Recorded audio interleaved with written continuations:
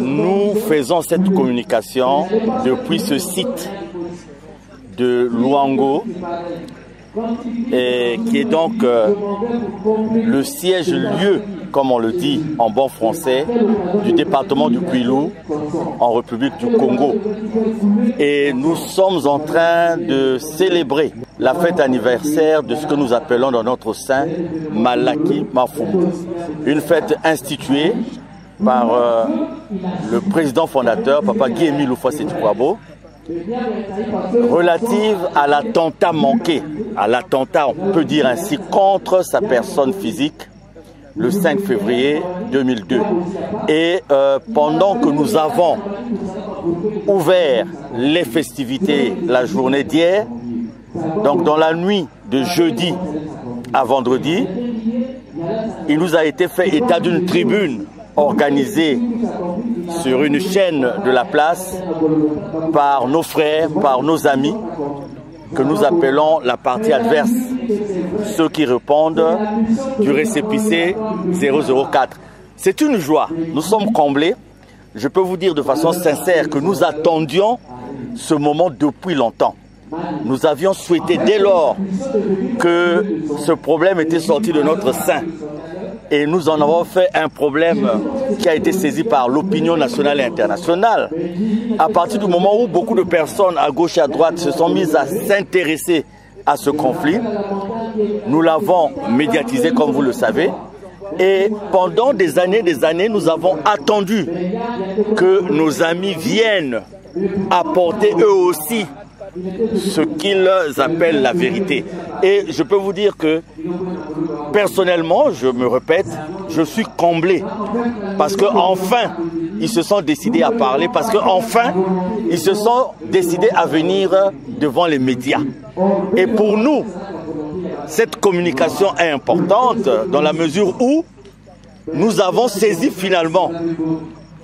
Nous le savions, puisque avant d'en arriver là, nous avons été dans les juridictions, nous avons été dans les administrations, nous avons été conduits à être, voilà le terme exact, parce que nous ne l'avons pas voulu. Nous avons dès le départ souhaité régler ce problème de façon interne, mais nous avions été forcés d'aller dans les juridictions, dans les administrations. Et nous savions déjà que nos amis n'avaient aucune base, n'avaient aucun support, n'avaient aucun élément crédible pour soutenir ce qu'ils étaient en train de faire. Nous savions déjà à l'époque, nous avons décrié le trafic d'influence, nous avons décrié la corruption, nous avons décrié un certain nombre de choses. Et nous avons suivi le comportement de ceux de nos frères, de celles de nos sœurs qui répondent du 004, et la nullité de leur action apparaissait clairement de par leur façon de faire.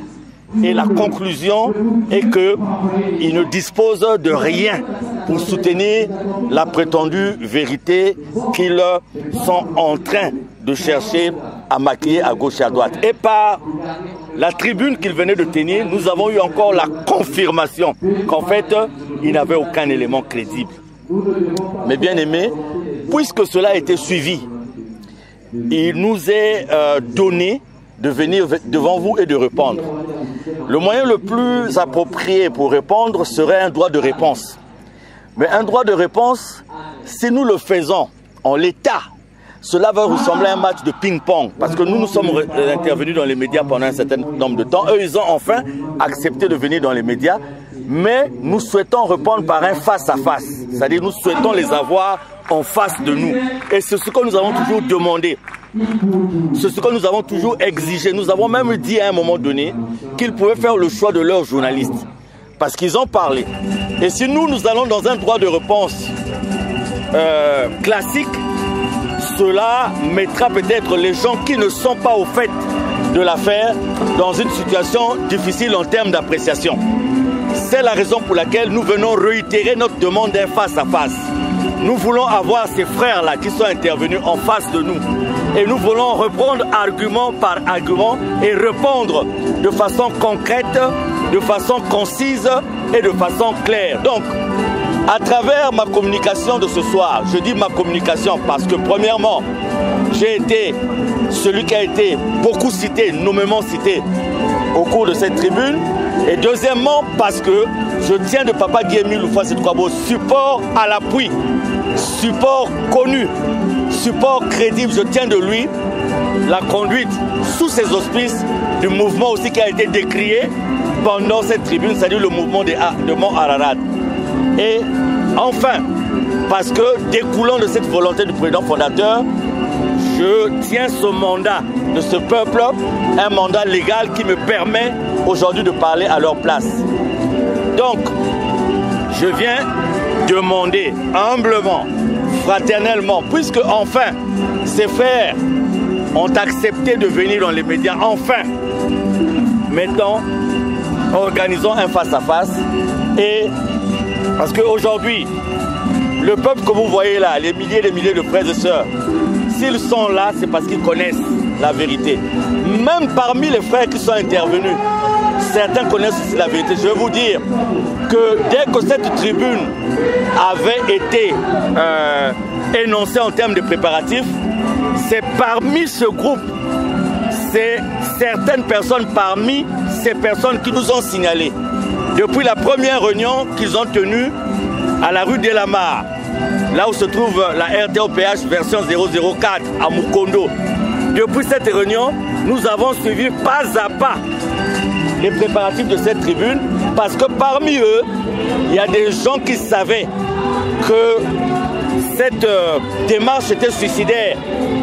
Et ce sont des gens qui nous ont signalé et nous ont dit nous ne sommes pas d'accord, mais regardez ce qui est en train de se préparer. Donc nous savions depuis longtemps qu'il se préparait cette tribune et nous savions dans les détails qu'est-ce qui était prévu quand notre frère Mazikou Eugène est arrivé avec des supports à Brazzaville, avec des éléments audiovisuels. Nous étions au courant de tout ça. Mais nous avons souhaité,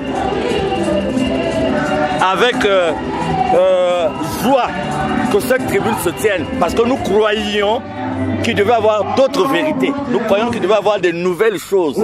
Mais nous avons été servis par une soupe très froide et nous disons, c'est pas grave. Ceux qui ne connaissent pas ce qui se passe dans l'association peuvent prendre pour monnaie comptante ce qui a été dit, parce qu'ils ne savent pas. Mais ceux qui sont au courant, ils le savent. Mais pour ceux qui ne savent pas, nous tenons à organiser ce face-à-face entre ces frères et nous. Et nous leur dirons ce qu'ils savent déjà ou ce qu'ils feignent d'ignorer, nous ne leur dirons. Et s'ils disent qu'ils ne connaissent pas telle chose ou telle chose, nous leur donnerons les éléments concrets. Moi qui vous parle, je sors cette semaine des entretiens très poussés avec des membres, pas des moindres, de la famille biologique de Guy-Émile Houphouët-Boigny. Je dis des membres, pas des moindres, qui sont fatigués de vivre dans le mensonge, qui sont fatigués de vivre dans la tromperie et qui se sont rapprochés de moi. Si j'étais comme eux, c'est des choses que j'aurais balancées dès le premier jour, mais j'ai pris le temps d'attendre d'abord ce qu'eux, ils allaient dire. Et je me dis que nous sommes forts, parce que ce que nous allons leur montrer, parmi eux, il y a certains qui savent et qui font semblant. Nous leur dirons, tel jour à telle heure, vous avez su telle chose, vous avez été au courant de telle autre chose. Nous le leur dirons. Et quelle coïncidence que de se rendre compte que tout ceci se passe au moment où nous célébrons une fête qui a une signification spirituelle très importante dans notre sein, la fête de Malaki. Malaki, c'est le 5 février 2002, où on a attenté à la vie de Guy-Émile Houphouët-Boigny. Donc, en pareille circonstance, le frère ou la sœur qui se réclame de Guy-Émile Houphouët-Boigny devrait se préoccuper d'aller dire au monde entier qu'il s'est passé tel événement contre telle personne en telle date, et voici la signification spirituelle de cet événement. Parce que on reconnaît un digne fils de Guy-Émile Houphouët-Boigny aujourd'hui dans son engagement, son engouement, son dévouement, sa disponibilité à aller propager les vérités divines de l'heure, sa disponibilité à chercher les bases de la mise en place du but de l'association. Voilà qu'au moment où nous célébrons la fête de Malaki, qui est une fête douloureuse, ce sont des événements douloureux, il y a des frères qui pensent que c'est à cet instant-là qu'ils doivent se présenter devant l'opinion nationale et internationale pour parler des choses qui n'ont pour but que de divertir. Mais cela ne nous étonne pas, c'est l'esprit de Malachie. L'esprit de Malachie qui continue. Et c'est quand même indécent pour des pères de famille de venir mentir. C'est quand même indécent pour ceux qui prétendent être des hommes de Dieu de venir mentir de cette façon. Donc, je tiens cette communication pour rassurer tous ceux qui ont suivi cette tribune que nous sommes heureux parce que nous avons enfin de la matière. Un petit conseil quand même en passant à nos amis. Vous savez, quand vous touchez le domaine de la communication, je ne suis ni un communicant, ni un spécialiste de la communication. Mais il y a une chose dans la communication, c'est que ce que vous dites reste. Surtout aujourd'hui, au temps où les supports deviennent évolués, au temps des réseaux sociaux, ce que vous dites reste. Et vous ne reviendrez pas pour dire « je n'avais pas dit ça ». Donc vous venez de nous donner de façon gratuite, concertée et cohérente des éléments qui vont vous clouer vous-même. Je suis déjà sûr que dans vos rangs, tous ceux qui vous ont posé un certain nombre de questions, tous ceux qui étaient dans les doutes parce qu'ils ne comprenaient plus rien, à l'issue de votre tribune, ils ont saisi exactement ce que vous êtes en train de faire. Ils ont saisi exactement qu'est-ce que vous êtes en train, dans quel genre de complot vous vous êtes mis. Pour notre part, je dirais tout d'abord, à titre personnel, que je suis serein. Je suis serein parce qu'aujourd'hui, personne d'entre vous ne pourra venir prouver que Charles Mikungi Lundu appartient à tel courant ésotérique, appartient à tel courant mystique. Je me réveille en toute quiétude, en posant mes genoux sur terre, en confiant ma vie à Dieu seul. Je n'ai pas chez moi des réalisations particulières pour converser avec le diable ou pour faire quoi avec le diable. En dormant, je mets mes genoux à terre pour confier mon sommeil entre les mains de Dieu. Donc sur ce plan-là, je suis serein. Parce que vous avez vu, ce qui est encore indécent, c'est l'utilisation de certaines images, l'utilisation de certains éléments audiovisuels en les détournant de leur contexte. On parle de Charles Mikungi, à qui on aurait remis une croix. Je suis en train de rigoler, mes bien-aimés. Je rigole, pourquoi? Parce que cet événement-là, Dieu merci, existe dans les supports. Il s'agit d'une association des journalistes qui m'a remis un prix. Je n'appartiens pas à cette association. C'est une association qui a suivi l'évolution de mon action quelque part. Ils m'ont remis un prix. Et voilà, on récupère l'image et on l'utilise hors de son contexte, hors même de sa signification. Et ce sont des gens qui prient, qui font pareil montage. On parle des bâtons et tout. Mais ceux qui parlent, ils sont dans notre association.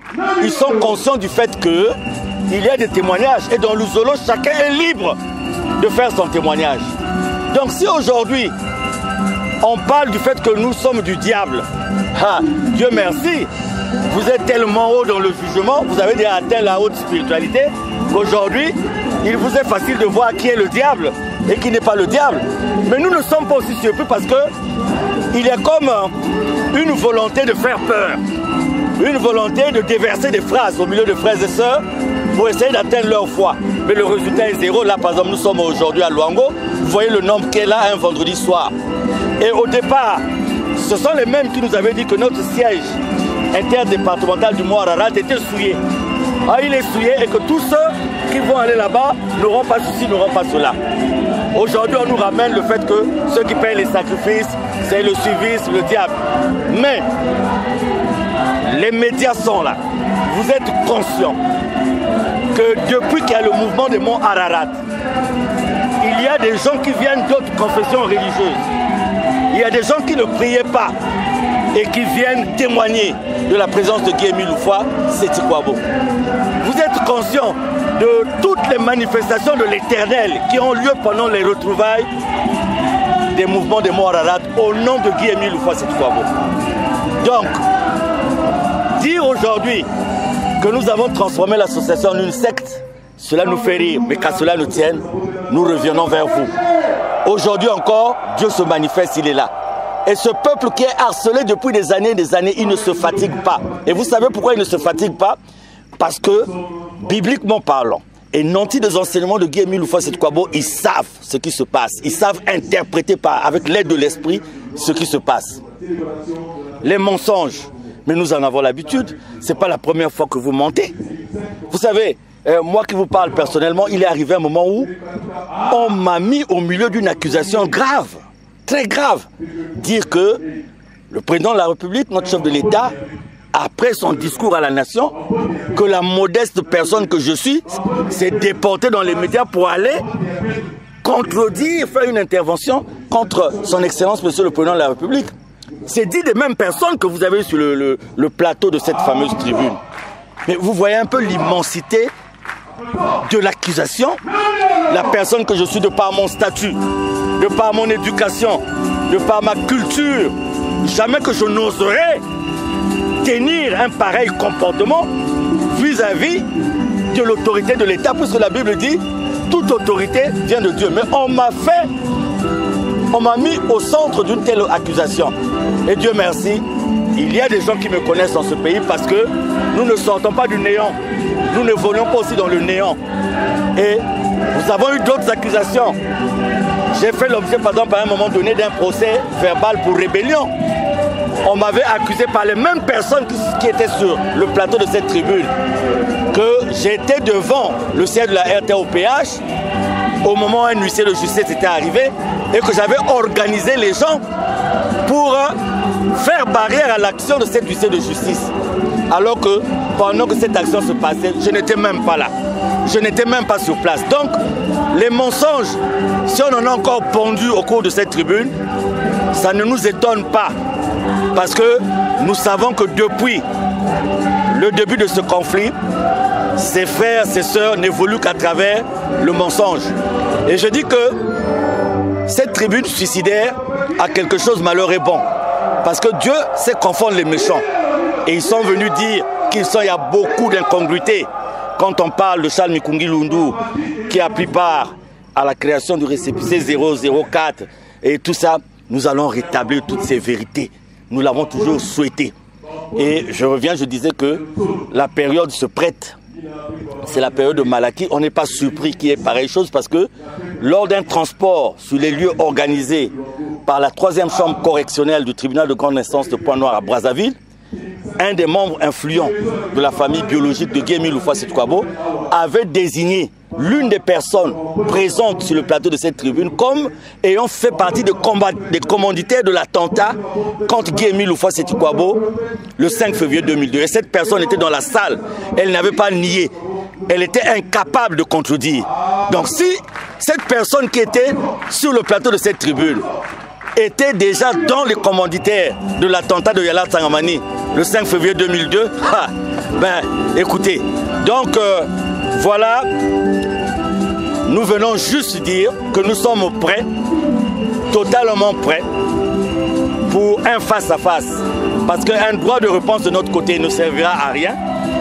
On nous a écoutés pendant longtemps dans les médias, on vient de les écouter enfin, il faudrait que nous soyons face-à-face. Je dis à M. Jean-Pierre Bikinu Bisombolo, le plus rapidement possible, mettons-nous face à face. Si vous avez oublié, je vais vous dire ce qui s'est passé entre le 15 et le 18 octobre 2008. Je vais vous dire les tentatives qui ont été les vôtres pour essayer de nous amener tous dans ce bateau-là. Je vais vous dire, pas simplement avec des mots ou avec des paroles, mais avec des éléments concrets. Je vais vous le dire sur le plateau. Et je pense qu'aujourd'hui, reconnaître qui est de Guy-Émile Houphouët-Boigny est simple. Et nous allons vous demander, puisque vous n'avez cessé de parler en son nom, puisque vous n'avez jamais cessé de dire, vous donnez même les heures que vous avez reçu un message de papa à telle heure, à X heure. Eh bien, écoutez, c'était pourtant simple. Pourquoi dans votre tribune, vous demandez à l'État de régler ce problème? Puisque vous avez le contact du président fondateur. Puisque vous conversez avec le président fondateur. Vous pensez que Charles Mikungi Lundu, vivant aujourd'hui, grâce à Guy-Émile Houphouët-Boigny, si vous venez me donner un support concret, où papa Guy-Émile Houphouët-Boigny me dit, papa Mikungi laisse, mais je le ferai dès la première seconde que j'écouterai cette cassette. Mais d'où vient-il que vous dites que vous êtes en contact avec Guy Émile Houphouët-Boigny, vous vous permettez de modifier sans son autorisation tout ce qu'il a eu à faire. Vous avez créé le 004, c'est bien, mais donnez le support, puisque vous dites que c'est Guy Émile qui vous l'a demandé. Vous avez changé le règlement intérieur, vous avez changé les statuts, alors qu'il dit qu'il soit vivant, qu'il soit mort, nul n'a le droit de changer ses statuts, ses règlements intérieurs. Donnez le support. Donc vous voulez traiter ceux qui sont restés dans l'authenticité, vous voulez traiter ceux qui sont restés dans la défense du nom, de l'association, de la mission, de la doctrine de Guy Émile Houphouët-Boigny, vous voulez les traiter de secte. Mais bien aimés, on se connaît aussi quelque part. Certains qui étaient sur le plateau de cette tribune, nous savons là où vous êtes. Nous savons où vous fréquentez. Donc écoutez, il y a quand même la décence d'avoir la sincérité de votre conscience et l'obéissance à votre conscience. C'est tout ce qu'on vous jouez à quoi finalement? Parce que certains d'entre vous, sur le plan professionnel, on a eu des témoignages. Là où vous avez travaillé, les gens sont venus nous dire qu'on a du mal à croire que telle personne prie. Parce que regardez son comportement. Mais je dis ceci, mes bien-aimés. Ce qui est de Dieu est de Dieu. Ce qui est des hommes de la terre est des hommes de la terre. Le temps a toujours prouvé que chaque fois que l'homme de la terre s'est confronté à Dieu, il a l'impression dans le temps qu'il réussit. Il a l'impression dans le temps qu'il est dans la joie. Mais le jour du Seigneur vient comme un voleur. Si on avait tant soit peu cette vérité dans notre conscience, cela devait nous empêcher de faire un certain nombre de choses. On a vu votre activisme dans les juridictions. Plus de 32 procédures judiciaires pour une situation que vous avez eu à mener à gauche et à droite. Aujourd'hui, vous revenez dans les médias. Bon, vous-même, vous savez pourquoi vous revenez dans les médias. Mais vous avez tapé à côté, je suis désolé. Parce que la communication, il faut être conseillé. Un menteur peut faire une communication. Il va s'entourer de ce qu'il faut. Mais 4, 5 menteurs sur un même plateau. 5 menteurs sur un même plateau. Pour avoir la cohérence, il faut vraiment être très fort. Mais écoutez, ce qui est de Dieu, Dieu vous a exposé.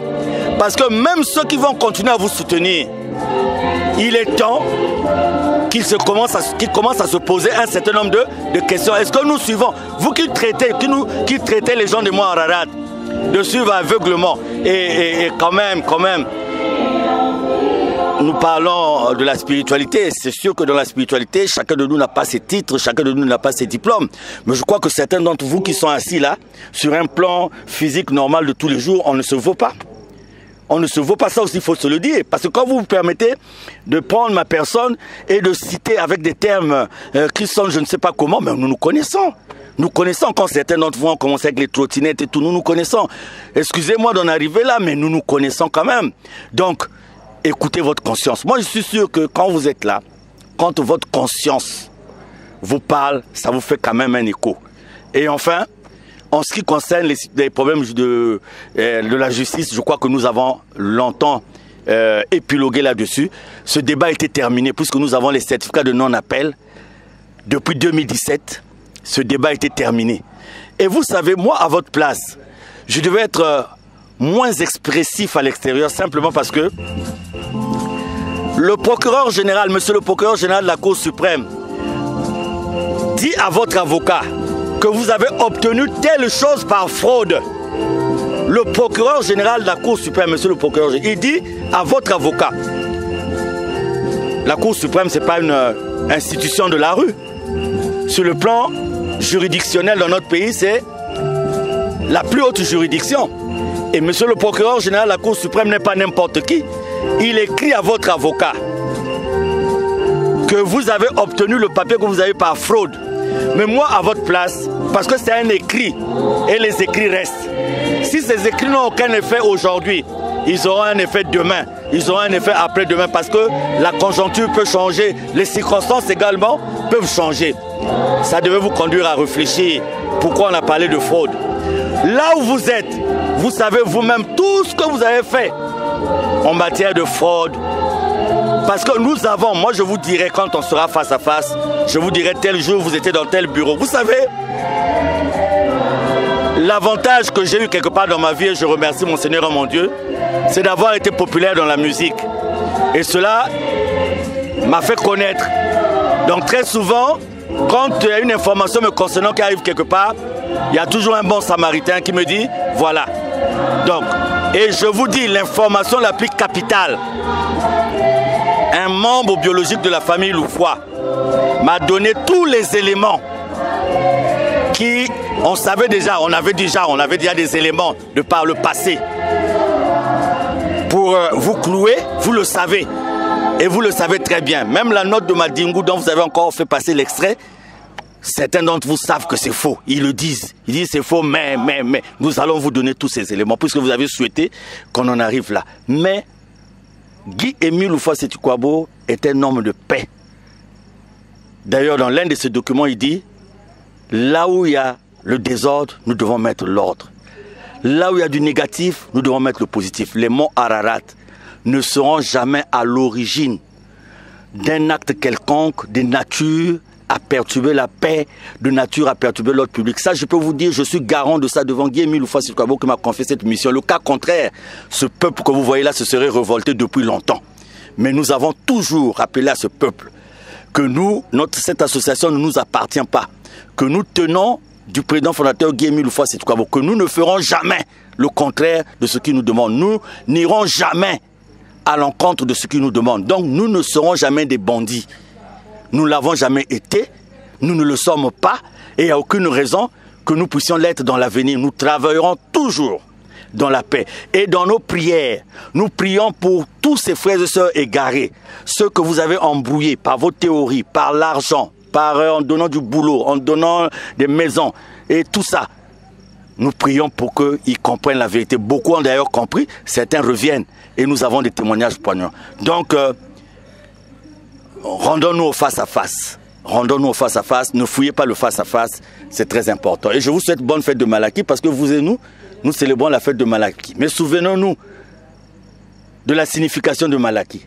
Souvenons-nous pourquoi il y a eu Malaki. Et souvenons-nous du message de Papa Guy-Émile Loufoua Sétikwabo consécutif à la fête de Malaki.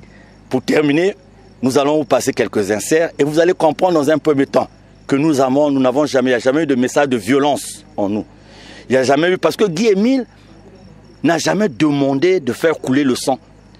Guy-Émile n'a jamais demandé de prendre des machettes, d'aller couper la tête de quelqu'un. Donc aujourd'hui, si quelqu'un se lève et dit « Faites couler le sang », vous pouvez aisément comprendre qu'il ne répond pas de Guy-Émile Loufoua Sétikwabo. Et déjà, il y a un éminent et pas de moindre, un éminent de vos membres qui, lorsque vous avez commencé à boutiquer vos affaires, vous avez prévenu. Et nous avons mis aussi cet insert. Et lorsque nous serons en face de vous, en tout cas, nous prendrons le temps. Parce que le peuple souffre. Les gens vont prier quelque part. Ils ne peuvent pas prier. Les gens vont prier. Il faut écrire. Les gens vont prier. Il faut aller les divertir. Les gens vont prier. Il faut aller. Et moi qui vous parle, vous savez jusqu'où vous m'avez conduit, jusqu'à la saisie des comptes bancaires et tout. Pour des situations que des gens qui prient ne peuvent pas faire. Mais qu'à cela ne tienne, notre Dieu est là. Mais je dis, soyez bénis. Que Dieu vous pardonne. Que Dieu vous pardonne. Parce qu'aujourd'hui, il y a des gens qui, devant Jésus, avaient tenu un certain comportement. Mais quand ils se sont rendus compte que Jésus était Dieu, c'était trop tard. Parce que le comportement, il avait déjà eu. Mais on dit pour vous que Dieu vous aide à comprendre. Parce que ce que Dieu veut, ce n'est pas que le méchant meure, mais qu'il se repente, qu'il vive. Soyez bénis, mes bien-aimés. Merci. En lisant le règlement intérieur du Conseil, nous apprenons que les décisions du Conseil sont exécutoires. Bon, je me réjouis de cela, personnellement, parce que si on a fait le déplacement, c'est aussi pour ça. Mais je pense qu'il y a des garde-fous qu'il faut prendre pour que demain, ce que nous faisons paraisse comme un coup d'épée dans l'eau. Il faut prendre des précautions sur le plan juridique. Nous avons des textes fondamentaux qui régissent notre association. Et le Conseil international a un rôle consultatif. Consultatif. C'est-à-dire qu'il donne des avis, il fait des recommandations. Il faut donc qu'on trouve une formule pour que ces avis ou ces recommandations deviennent exécutoires sur le plan juridique. Parce que sinon, le Philistin, il va encore nous traîner devant les tribunaux pour dire leur conseil là n'a pas de valeur parce que. Voilà ma crainte et ce que je voulais dire. Merci beaucoup. Quand vous défendez un leader, vous devez faire couler votre sang. C'est pas bon? Pour que le peuple témoigne. Mais moi je trouve que vous êtes trop lâche. C'est tout bien bafoum. Vraiment, Mouké n'a qu'à dire. Mounou Dimi. Foumi n'a pas structure de Benoît. Quelqu'un en train de manipuler, mais vous le regardez. Namou, il n'y a que couler. Ça ne peut même pas marcher. C'est pas bon. Mais comment? Je vais vous démontrer comment on peut défendre 2000. On ira jusqu'au bout. C'est pas bon. Pour moi, Mikungu, c'est zéro. Si y a une Bakal, moi j'ai parlé à Point Noir. J'ai fait bouger toutes les structures de Point Noir. Les autorités, quand je suis reparti sur Brazzaville, maman Boukouboua m'a fait. Mais alors vous blaguez, c'est vous qui blaguez avec l'autorité. Mikungu c'est un enfoiré. C'est pas bon. Je suis obligé d'utiliser les mots les plus durs. J'utilise des sons non puissants de 10 000. C'est pas bon. C'est clair. Parce qu'il faut que nous tellement. On ne peut pas prier Dieu sans faire couler le sang. On ne peut pas prier Dieu sans faire couler le sang. On ne peut pas prier Dieu sans faire couler le sang.